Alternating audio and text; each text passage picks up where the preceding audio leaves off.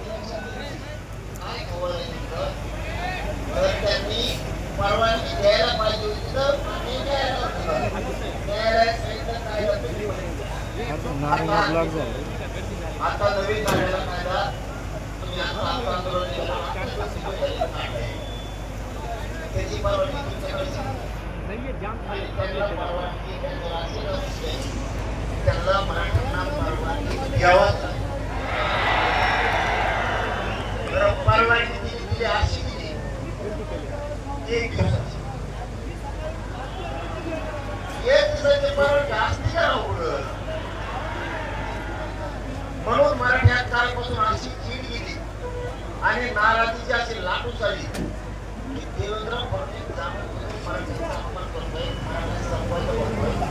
मराठ्यांच्या लक्षात आलं, तो परवानगी देणं सरकारच्या हातात येणं कालपासून लक्षात आलं आणि एक दिवसाचे देतो याचा अर्थ मराठ्यांचा एवढा अपमान आहे. आता आम्ही बसणार म्हणजे बसणार हे राज्याच्या मराठ्यांकडे.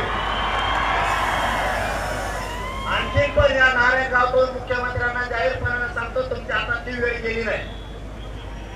मागण्याची अंमलबजावणी करा आणि मराठ्यांचे पोरं जे मुंबईत येणार आहेत एवढं जमले 5,000पेक्षा जास्त म्हणून काठी आणायची नाही.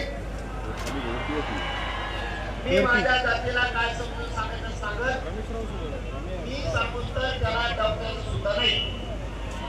तुम्ही जर म्हणले 5,000 लोक बसा रात्री खांदा नावाला एक 5च बसू, पण दुसऱ्या ग्राउंडवर सगळे मराठी बसतील. तुम्ही आम्हाला नाकारू शकत नाही.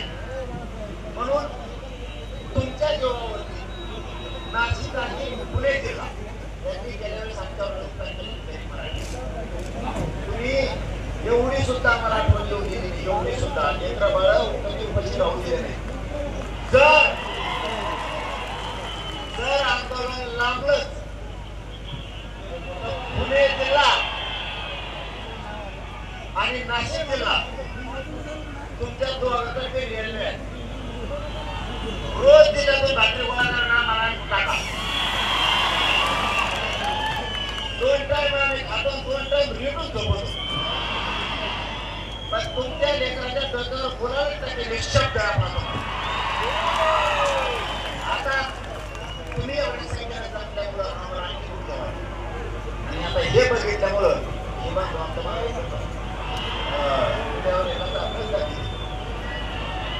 आता हे काय केलं त्याची पुढे आणि त्याचे जर धोके उडाली खरंच विरोधी माणूस आहे का. आता त्यांची जागा होणं गरजेचे. नारायणराव शेवटचा शब्द वापरतो आणि विनंती करतो, फडणवीस साहेब, मुख्यमंत्री साहेब, तुमच्या मराठ्यांचा सन्मान करा. मराठ्यांच्या सगळ्या मागण्यांच्या अंमलबजावणीला करू नका. हे आल्यामुळे असं खवळलंय. तुम्हाला वाटतंय पहिले चलती हे फक्त मी बसते नाही तर हे जर करायला लागले तर राज्याच्या सुद्धा फिरून देणार नाही. तर याला मराठ्याच्या आवडत तुमच्या हातातून वेळ येणे मागण्याची अंमलबजावणी करा. हे मराठी आयुष्यभर तुम्हाला जीव लावते. पण जर अपमान आता केला आणि पोराला मुंबईत त्रास दिला